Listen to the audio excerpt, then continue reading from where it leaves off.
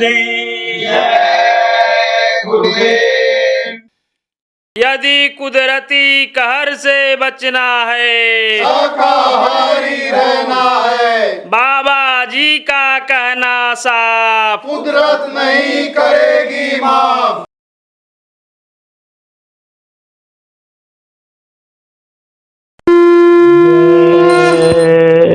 गुरुदेव। क्या अद्भुत छवि आपकी, सतगुरु जय गुरुदेव। सुरत शब्द मन ले चढ़े, सत सत देखे देव।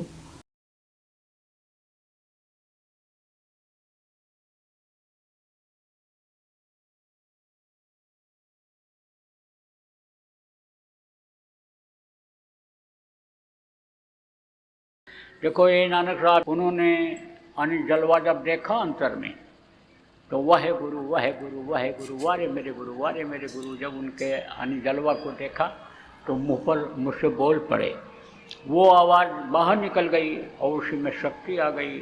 और वह गुरु देखो अब भी चल रहा है, वह गुरु। लेकिन वह गुरु कौन गुरु? ये हण मनुष्य के शरीर का गुरु नहीं, वो गुरु, वो परमात्मा शक्ति, वो परमात्मा, वो गुरु। तो ऐसे ही समझो प्रेमियों, गुरु की पहचान तो तब होगी आपको जब गुरु महाराज ने जो बताया है वो साधना जब अंतर में करोगे तो गुरु के रूप को आप देख पाओगे। कबीर साहब की शिष्या थी, कौन थी? रानी इंदुमती। नामदान लिया, साधना किया, जब देखा ऊपर गई, सचखंड में बैठे हुए देखा कबीर साहब को, सब बोली अरे आप हमको अगर मृतलोक में बता दिए होते कि मैं ही सब कुछ हूँ तो मुझको इतनी मेहनत क्यों करनी पड़ती। तब उन्होंने कहा तुझको जल्दी विश्वास न होता, इसलिए तुझको मैंने नामदान दिया, भजन कराया और ला करके फिर ये जलवा दिखाया, तब तुझको विश्वास हुआ। तो जलवा देखने के लिए, गुरु की महिमा को समझने के लिए प्रेमियों थोड़ा सा समय आप निकालो। जिनको नामदान मिल गया है और आप सिमरन ध्यान भजन लगातार करो तो गुरु महाराज की महिमा को समझ जाओगे। इस चीज़ को फैलाना है, बढ़ाना है। और एक समय पर अक्सर ये देखा गया कि एक ही आदमी को अधिकार गुरुओं ने दिया है नामदान देने का। देखो आप संत मत की बात आपको बताते हैं। सबसे प्रथम संत कौन थे? कबीर साहब थे। कबीर साहब से नामदान किसने लिया था? यहीं रावी नदी के किनारे 25 साल की जवानी की ही अवस्था में, आपके 27 साल उम्र या क्या थी उनकी, इस तरह से समझो कि नामदान लिया था। किसने? नानक जी। और कम उम्र में ही उन्होंने एक लक्ष्य बना लिया कि हम साधना करेंगे, अपनी आत्मा को ऊपरी लोकों में ले जाएंगे, वहाँ की शक्ति हम अंदर अपने प्रवेश करेंगे इस शरीर के अंदर। तो उन्होंने लक्ष्य बनाया, उद्देश्य बनाया, संकल्प बनाया, तो उस शक्ति को उन्होंने पा लिया था। फिर ये 10 गुरु, एक एक का नाम बताने का समय नहीं है, ये हुए। उसके बाद में उधर आपके सबसे आखिर के जो गुरु गोविंद सिंह थे, गए थे उधर दक्षिण में, और वहाँ पर आप समझो मराठा परिवार के रतन राव जी महाराज को उन्होंने नामदान दिया। उनके भी शिष्य थे, लेकिन सबको नहीं, उन्होंने श्यामराव जी को दिया। श्यामराव जी वही समझो इधर आए आपके भक्कर के, वहाँ से राज परिवार के थे, हाथरस में रहने लगे। अब वो समझो कि नामदान दिए। गरीब साहब हुए, आप समझो कि एक आदमी को उन्होंने कहा नामदान देने के लिए, समझो कि जैसे ही आपका राधा स्वामी का प्रचार जिन्होंने किया, शिवदयाल जी महाराज जिनको कहा गया, उन्होंने किसको अधिकार दिया? विष्णुदयाल जी महाराज को दिया। शिष्य तो इनके बहुत थे, लेकिन नामदान देने का अधिकार एक ही को, इतिहास बता रहा है कि लोग देते आए हैं, एक ही को दिए हैं।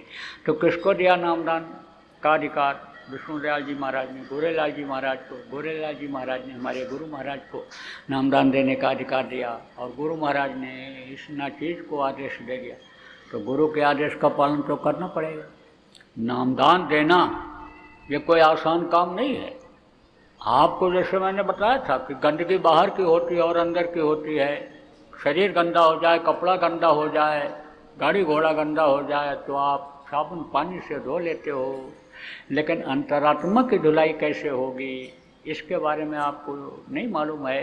इसीलिए तो पलटू साहब ने कहा धोबिया वो मर जाएगा, चादर लीजिए धोए, चादर लीजिए धोए भाई वो बहुत पुरानी, चल सतगुर के घाट बहे जहाँ निर्मल पानी। तो समझो ये बड़ा कठिन काम है।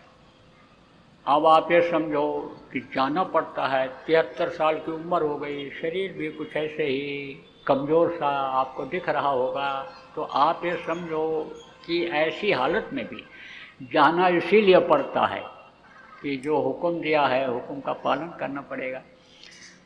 सब जगह नामदान देता हूँ, चाहे 2-3-4 लाख आदमी हों, बड़ी बड़ी भीड़ में भी नामदान देता हूँ। और विदेशों में गया 15-16 देशों में, तो वहाँ तो ज़्यादा आदमी नहीं इच्छुक होते हैं नामदान के। वहाँ तो खाओ पियो मस्त रहो, बस यानी चरखा जैसे चलता रहता, ऑटोमेटिक मशीन चलती रहती, ऐसे आदमी चलता रहता है। और लड़के देखो तो वो भी कंप्यूटर पीटते रहते हैं, औरतें भी पीटती रहती हैं, लड़का रोता रहता है, खाने पीने कोई फिक्र नहीं है, थोड़ा सा मुँह में डाल लिया और फिर बस वही हाय पैसा हाय पैसा हाय पैसा, और पैसा रहता भी नहीं है। जैसे यहाँ आपके भारत देश में इकट्ठा करने का सिस्टम है, ऐसे वहाँ कोई सिस्टम नहीं है। वो तो बस आया और गया, आया गया, जैसे बताया ना लक्ष्मी जैसे आती हैं ऐसे चली जाती हैं। यहाँ तो आदमी यानी समझो कि इकट्ठा रखता है। अब नीयत खराब हो गई लोगों की, तो कमाई तो बहुत है, घर मकान बढ़िया बना हुआ है, गाड़ी घोड़ा दरवाजे पे खड़ा है, लेकिन रुपया पैसा सोना चांदी नहीं रह गया। गरीब घर की औरतों के शरीर पर 2-2 किलो चांदी हुआ करता था, 1-1 पाव सोना हुआ करता था। अब तो बड़े आदमियों के घरों में औरतों का जेवर तक नहीं रह गया, सब पहुँच गया सोनारों के यहाँ। खरीद करके क्या ले आए, वही लोहा लंगर और ये ऐसी चीज़ों का बना हुआ कि लोहा लंगर तो स्क्रैप में बिक जाता है, और ये टीवी का सामान और टीवी के अंदर चीज़ें और खिलौने के अंदर जो चीज़ें होती हैं उसको बेचो तो रोटी भी न खा पाओ। तो अब आप ये समझो प्रेमियों, नियत से बरकत रहती थी और नियत गड़बड़ हो गई तो बरकत यानी समझो कि ख़त्म हो गई।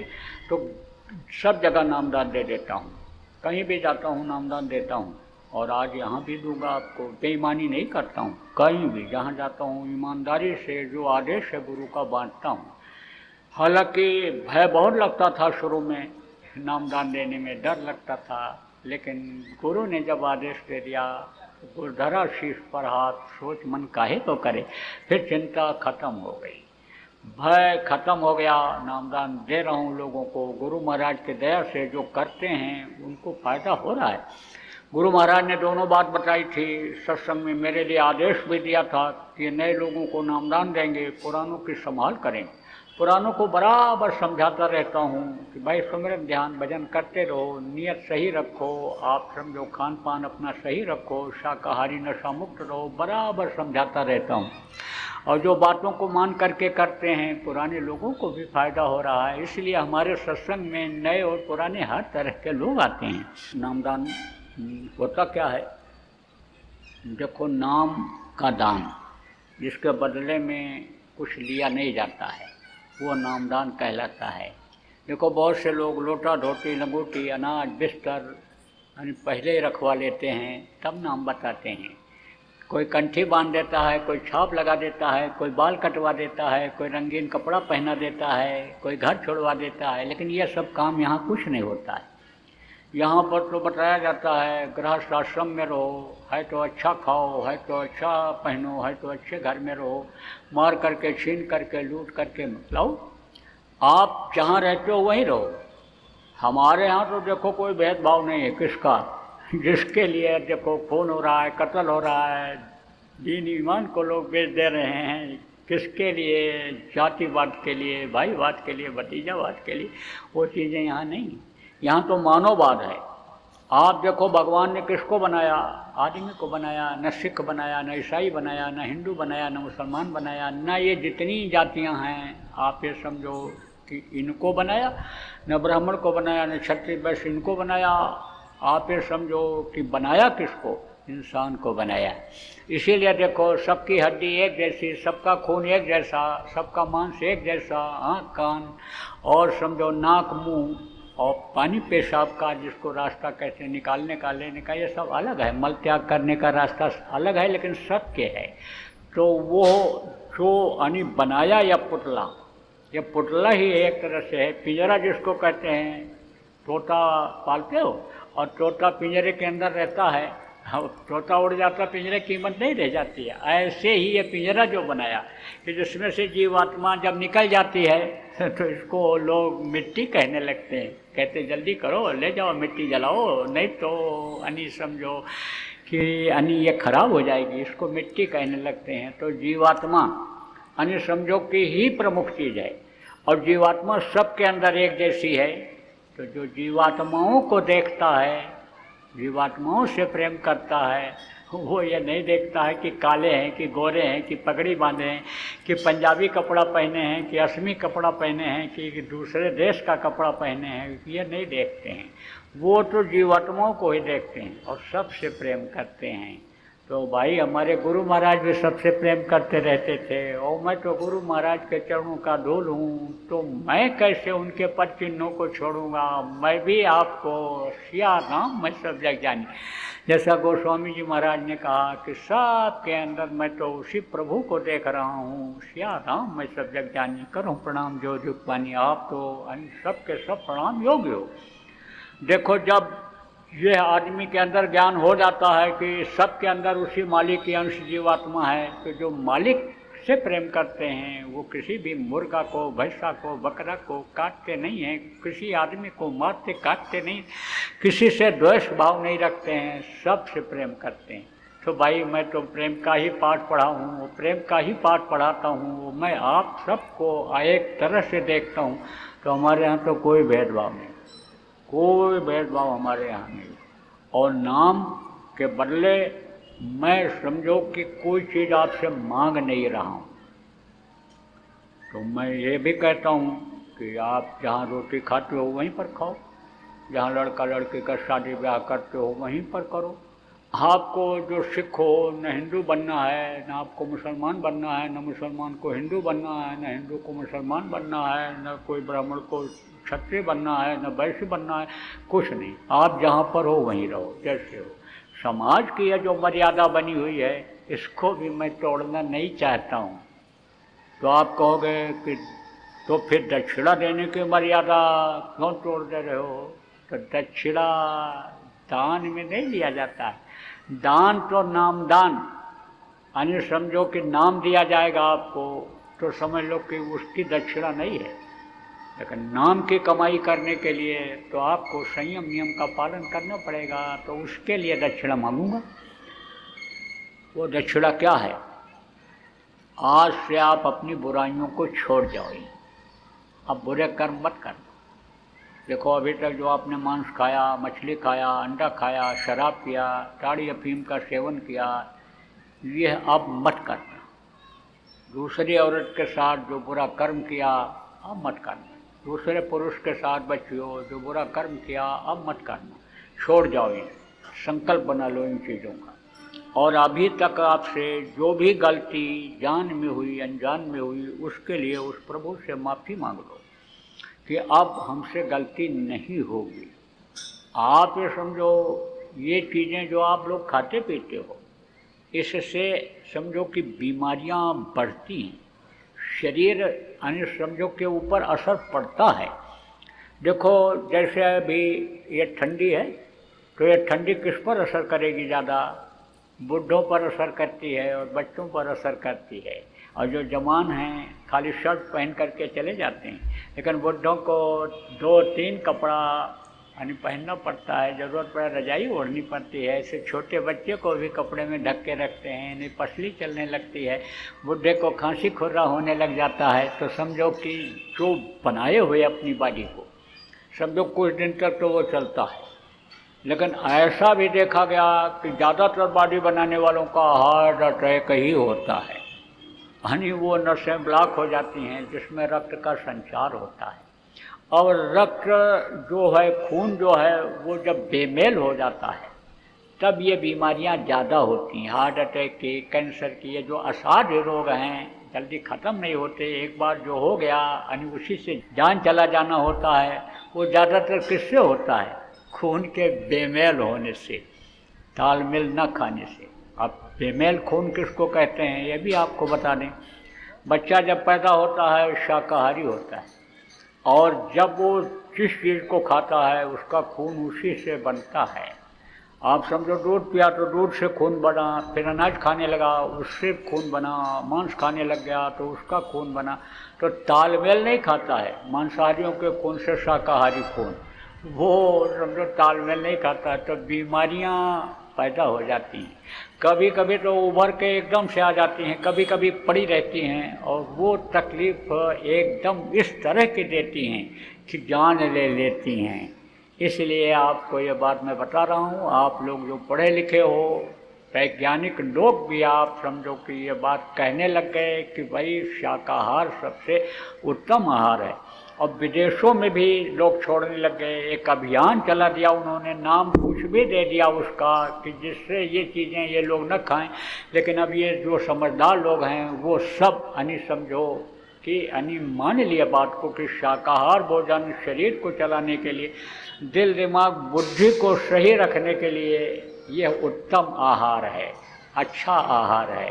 तो शाकाहारी भोजन खाओ, हजम कर सको, 100 गिलास दूध पी लो रोज़, 2 किलो घी खाओ, हमारी तरफ से आपके लिए पूरी छूट है। लेकिन मांस मत खाना, किसी भी पशु पक्षी का मांस मत खाना, मछली मत खाना। मछली क्या है? तालाब की सफाई के लिए बनाई गई। कोई भी गंदी चीज़ आप तालाब में डाल दो, आप लैट्रिन डाल दो, आप मुर्गा भैंसा बकरा डाल दो, आदमी का शव ले जाओ डाल दो उसमें, तो मछली खाएगी। अब जब मरती है पानी के ऊपर तैरती है तो देखो अन्य पक्षी भी नहीं खाते हैं उसको, गिद्ध और कौवा खाते हैं जो निकृष्ट हैं। इनमें भी अलग अलग हैं, जानवरों में भी अलग अलग श्रेणी होती है कर्मों के अनुसार। देखो गाय और बैल की योनि के बाद मनुष्य शरीर मिलता है। गाय के सामने, बैल के सामने आप मांस डाल दो तो नहीं खाते हैं। कुत्ता खा लेगा, बिल्ली खा लेंगे, लेकिन उनको फिर बार बार जन्म न मरना पड़ेगा, तब गाय और बैल की योनि मिलेगी। तो प्रेमियों समझो, गिद्ध और कौवा का भोजन है क्या? मछली मत खाना, गिद्ध और कौवा का भोजन आप। अंडा क्या है? ये माताएं मासिक धर्म होती हैं, खराब खून इकट्ठा हो जाता है, बच्चा बन जाता है। मुर्गियों का खराब खून, उनके मलमूत्र का खराब हिस्सा जब इकट्ठा हो जाता है तो अंडा बन जाता है। तो कितना भी डॉक्टर कहे अंडा खाओ ताकत आ जाएगी, बच्चे को खिलाओ तंदुरुस्त हो जाएगा, लेकिन विश्वास मत कर। उसी को नहीं पता है, डॉक्टर को ही नहीं पता है कि अंडा है क्या चीज़। उसी डॉक्टर से कहो जो अंडा खाने के लिए कहता है कि मुर्गी का पेशाब पियोगे डॉक्टर साहब, उसका भी टनी, उसका जो वो टट्टी करती है, मल त्याग करती है, उसको खाओगे तो कमज़ोर होगे तो मार के भगाएगा, ज़बरदस्त हो गए तो फिर वापस कर देगा, कहेगा हम आपको नहीं देखेंगे, आप पहले जाओ बात करने का तौर तरीका सीख करके आओ तब हमसे बात करो। लेकिन अब अज्ञानता में बता देता है कि अंडा खाओ, अंडा खाओ। कोई डॉक्टर ये गारंटी ले ले कि अंडा खिला करके इस मरीज को हम ठीक कर देंगे, तो हमारी बात को मत मानो, कोई गारंटी नहीं लेगा। तो इसलिए अंडा बच्चों को मत खिलाना और अंडा मत खाना, बात से छोड़ दो। अपने स्वास्थ्य के लिए, अपने परिवार वालों के अच्छे भविष्य के लिए उनको भी आप छोड़वा दो, उनको भी समझा दो, घर में बच्चियों लाना बंद करवा दो। देखो एक चीज़ और बताते हैं बच्चियों, जो जानवरों को मारता है, काटता है, मांस को निकाल करके लाता है, बेचता है या लाता है खरीद करके, और जो बनाता है और खिलाता है, खाता है, सबको बराबर पाप लगता है। इसलिए पाप से बचना। पाप समुद्र में भी नहीं समाता है, तो अब घर में आना नहीं चाहिए। आप लोग अगर अड़ जाओगे कि घर में नहीं आना चाहिए तो नहीं आएगा फिर, क्योंकि रोटी खिलाने वाली आप ही हो। कहीं कहीं क्या करना पड़ता है कि उंगली को टेढ़ा करना पड़ता है। सीधी उंगली से रोटी तो बना लेती हो, लेकिन आप कहो कि सीधी उंगली से घी निकले तो घी नहीं निकलता है, और ऐसे टेढ़ा करके चाहो तो डिब्बे में से घी निकाल सकती हो, तो थोड़ा कहीं टेढ़ा भी हो जाना है। घी को निकालने के लिए कोई दिक्कत नहीं है, ऐसे ही कोई मार काट तो आप करने नहीं जा रही हो। हमारे गुरु महाराज तो कभी कभी यह भी बोल देते थे, जब औरतें कहती रहती थी शराब नहीं छोड़ रहे हैं, शराब नहीं छोड़ रहे हैं, शराब नहीं छोड़ रहे हैं, तो एक आध बात तो ऐसे भी बोल दिए कि जब घर में आवे पी करके तो निकालो जूता और लगा दो 2-3-4 गाल के ऊपर, बस होश में आ जाएगा। यानी भांग अगर खा ले तो भांग मांगे भूंगड़ा, और गांजा मांगे घी, और दारू मांगे खूंसड़ा, जितनी इच्छा हो इतनी। ये कहाँ की कहावत है? राजस्थान की। ये राजस्थान है, कोई बहुत ज़्यादा दूर नहीं। तो कहा भांग कैसे उतरता है? भांग मांगे भूंगड़ा। भूंगड़ा किसको कहते हैं? भुने हुए चने को खिला दो तो भांग का नशा उतर जाएगा। और गांजा मांगे घी। गांजा आने समझ लो कि अगर पी लिया हो तो घी पिला दो तो नशा उतर जाएगा। और शराब पी लिया हो तो वो किससे उतरेगा? खूंसड़ा। खूंसड़ा किसको कहते हैं? सूखा जूता।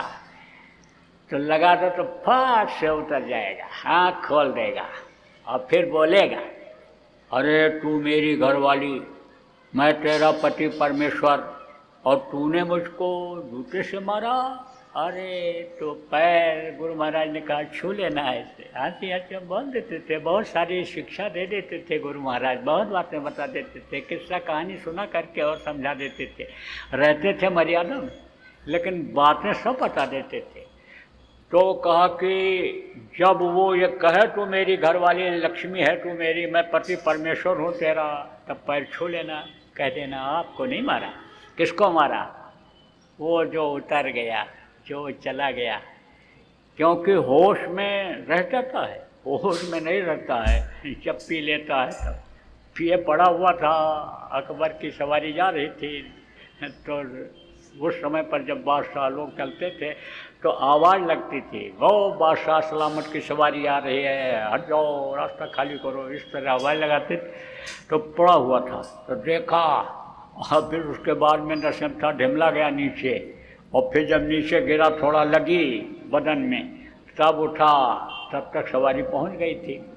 तो देखा तो कहा, रोक हाथी, रोक, रोक हाथी, हाथी रोक, बेचेगा, हाथी बेचेगा। बादशाह ने कहा, भाई हमारी हाथी खरीदने वाला हमारे राज्य में कौन आ गया? तो सिपाहियों को पता चल गया ये नशे में है, कहीं ऐसा ना हुक्म हो। राजा कहते काट दो इसका सिर, कलम कर दो, तो मार दिया जाए। पकड़ करके ले गए, बंद कर दिया। मालूम था कि राजा को होश आएगा तो पूछेगा कौन है वो, क्या था वो, कौन था, बंद कर दिया। अब सुबह जब हुआ तो राजा को होश आया तो कहा, भाई वो कौन था जो हमारी हाथी खरीद रहा था, उसको पेश किया जाए मेरे सामने। हो, अब ये बड़ी बड़ी दाढ़ी, फटे हुए कपड़े, और ऐसे गया, ऐसे हाथ जोड़े खड़ा था। बादशाह ने कहा, तू मेरी हाथी खरीदेगा? अरे हाथी खरीदेगा तू? कहा, सरकार वो हाथी खरीदने वाले तो रात को ही चले गए, वो जो सवार थे आपकी हाथी खरीदने वाले, वो तो उतर गए, चले गए, तो होश नहीं रहता है। कहने का मतलब ये है। तो देखो बच्चों, जूता उता मत मारना, हाथ जोड़ के प्रार्थना कर लेना, और नहीं तो 1 दिन 2 दिन मांगेगा, उसके बाद में मन उसका हट जाएगा, मांस की तरफ से, अंडे की तरफ से, मछली की तरफ से हट जाएगा। फिर जो भी रोटी राटी प्यार से बना करके दे दोगी उसको खाने लगे। देखो, गुस्सा मत करना खाने खिलाते समय, कोई बात कहो तो प्रेम से कहो, प्रेम से देखो, दिल को जीता जा सकता है। प्रेम से देखो बच्चियों, बहुत से लोगों ने यानी बच्चों को बदल दिया, बहुत से लोगों को यानी बदल दिया। प्रेम से समझा करके यानी देखो, बहुत सी बच्चियों को घरों में लोगों ने सेट कर लिया। गृहस्थी की गाड़ी जो डगमगा रही थी, यानी समझो पुरुष अपनी तरफ खींच रहा था, औरत अपनी तरफ खींच रही थी, जिससे गाड़ी यानी डिसबैलेंस जिसको कहते हैं हो रही, लेकिन वो बैलेंस होने लग गई। तो देखो, मोटी बात आपसे कहता हूँ कि आप मांस मत खाना, मछली मत खाना, अंडा मत खाना, शराब मत पीना, दूसरी औरत के साथ बुरा कर्म मत करना, दूसरे पुरुष के साथ बुरा कर्म मत करना। हालांकि ये कड़वी दवा तो है, मुझे मालूम है ये कड़वी लग रही होगी आपको, लेकिन अगर आप इस कड़वी दवा को नहीं पियोगे तो समझ लो कि बुखार जड़ तक जाएगा, जानलेवा हो जाएगा। जैसे कड़वी दवा पहले पिलाते थे, जूड़ी ताप है, जैसे नीम की पत्ती उबाल के, नीम की छाल को छील करके, नीम की गुरज को उबाल करके बुखार के मरीज को पिला देते थे वैद्य लोग, और जड़ से बुखार चला जाता था। ये अंग्रेजी दवाएं अब जो हैं वो तुरंत तो आराम देती हैं, लेकिन जड़ से मर्ज नहीं जाता है, उससे जड़ से मर्ज चला जाता था। तो ऐसे ही इससे जड़ से मर्ज तो चला जाएगा। जब संकल्प आप लोगों का बन जाएगा तो मर्ज चला जाएगा, नहीं तो यह मर्ज बढ़ता ही जाएगा और जानलेवा हो जाएगा। इसलिए आप समझ लो कि कड़वी दवा तो ज़रूर लगेगी जो खाते पीते हो, लेकिन आप इसको अगर अमल में ले आओगे, मेरी बातों को पकड़ लोगे, तो आपके भविष्य के लिए, आपके बच्चों के भविष्य के लिए, आपके इस प्रांत पंजाब के लिए ही नहीं बल्कि देश के, दुनिया के लिए अच्छा हो जाएगा। तो आप ये समझो कि इन चीज़ों को मत खाना पीना। ध्वन्यात्मक नाम है, यह है निर्मायक। निर्मायक किसको कहते हैं? जो माया के इस लोक में नहीं आते हैं, माँ के पेट में नहीं पलते हैं, नहीं बाहर निकलते हैं, वो निर्मायक होते हैं। जो माँ के पेट में पलते हैं, बाहर निकलते हैं और समझो किसी नाम को मान्यता देते हैं, जगाते हैं, वो मायक होते हैं। तो उनके मुँह से जो निकला हुआ नाम होता है वो समझो मायक नाम होता है। तो आप ये समझो कि जितने भी हुए मनुष्य शरीर में हुए, और गुरु लोग भी मनुष्य शरीर में इसीलिए भेजे जाते हैं कि आवाज़ को आदमी जब मनुष्य का सुनेगा, समझेगा, फिर मानेगा। ऐसे नहीं आकाशवाणी 24 घंटे हो रही लेकिन सुनाई पड़ जाए आदमी को तो जल्दी विश्वास नहीं होता है। आप ये समझो कभी कभी सपने में भी अच्छे निर्देश आ जाते हैं लेकिन जल्दी आदमी को विश्वास नहीं होता है, इसीलिए कि देखता नहीं है। तो वो गुरु लोग भी मनुष्य शरीर में ही हुए, लेकिन उन लोगों ने भी अपने काम के लिए और लोगों के फायदे के लिए, लोगों के विश्वास के लिए एक नाम को जगाया था। जैसे कबीर साहब आए तो उन्होंने सब साहब जगाया, आपके वाहे गुरु नाम नानक साहब ने जगाया। आप देखो शिवदयाल जी महाराज ने राधा स्वामी नाम जगाया, इसी तरह से हमारे गुरु महाराज ने जय गुरुदेव नाम जगाया। अब आप ये देखो जब वो औपचारिक शक्तियाँ हुई, केवल धर्म की स्थापना करने के लिए आई थी, उन लोगों ने भी नाम को जगाया था। किसी ने नारायण नाम जगाया, उसका प्रचार किया, किसी ने कृष्ण नाम का प्रचार किया, किसी ने राम नाम का प्रचार किया, विश्वास भी दिलाया लोगों को, लाभ भी दिलाया लोगों को, और अपना जो मिशन था उसको भी पूरा करवाया। क्योंकि अगर समुद्र में पुल न बनता तो समझो कि उस पर लोग एक जगह से दूसरी जगह जा नहीं सकते थे, लेकिन राम नाम को उन्होंने इसीलिए जगाया था कि समझो लोगों को विश्वास हो जाएगा और उससे लाभ हो जाएगा। तो पत्थर पर राम राम लिख करके समुद्र में डाला गया था, सारे पत्थर तैरने लगे थे। तो कहाँ तक आपको बताऊँ कम समय में। इस समय तो हमको आपको जय गुरुदेव नाम के बारे में बताना है कि यह हमारे गुरु महाराज का जगाया हुआ नाम है। कोई भी इस नाम की परीक्षा लेकर देख सकता है। मुसीबत में, तकलीफ में, बीमारी में, टेंशन में जय गुरुदेव नाम का जाप जब करेगा, जय गुरुदेव नाम 10 बार बोलेगा तो कुछ न कुछ फ़ायदा दिखाई पड़ेगा। देखो बच्चों और बच्चियों, बहुत लोगों को बताया और आज आपको भी बता रहा हूँ, अपने अपने घरों में जिनके घर में तकलीफ़ रहती है, कैसी भी तकलीफ़, आप जय गुरुदेव नाम की ध्वनि बुलवाना शुरू कर दो। पूरे परिवार को इकट्ठा करके आप जय गुरुदेव नाम की ध्वनि सुबह शाम बोलना शुरू कर दो आप। तो आप ये समझो प्रेमियों कि उससे फ़ायदा आपको दिखने लगेगा। कैसे बोलना रहेगा यह भी आपको बता दें। जय गुरुदेव, जय गुरुदेव, जय गुरुदेव, जय जय गुरुदेव।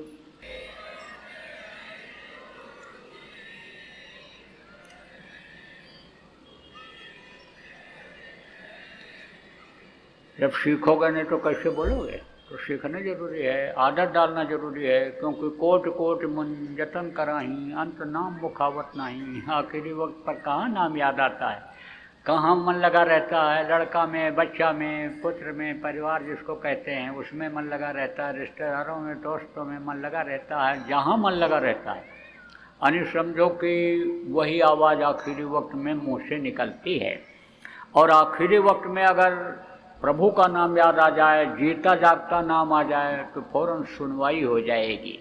क्योंकि अंदर की जब पीड़ा होती है, मार पड़ती है, आखिरी वक्त पर यमराज के दूतों की, जो लोग अपने शरीर के लिए, खाने पीने के लिए सब कुछ करते रहते हैं, आत्मा के लिए कुछ नहीं कर पाते हैं, उनके ऊपर जब मार पड़ती है तब वो पुकारते हैं किसको कि जो मदद न कर सके, जिनको पुकारने की आदत बनी हुई है, बेटा को, चाचा को, बहू को, पत्नी को, दोस्तों को, उनको पुकारता है। तो वो तो देखते रहते हैं लेकिन मदद नहीं कर सकते हैं। कहते हैं आस पास योद्धा खड़े हैं, सभी बजावें गाल और महल से हमको ले चलो, ऐसे कान करा। तो आप ये समझो कि वो मदद नहीं कर सकते हैं। लेकिन उस वक्त पर आप ये समझो कि वर्णात्मक नाम या ध्वन्यात्मक नाम कुछ भी मुँह से निकल जाए तो मदद हो जाती है। जगाया हुआ नाम मुँह से निकल जाए तो मदद हो जाती है। अब कैसे जगाते हैं ये भी बता दें आपको। आप कहाँ से जुड़े हुए हो ये आपको नहीं मालूम। उस प्रभु से जुड़े हुए हो, वो पावर हाउस से जुड़े हुए हो, सर्व संपन्न शक्ति जो है उससे जुड़े हुए हो।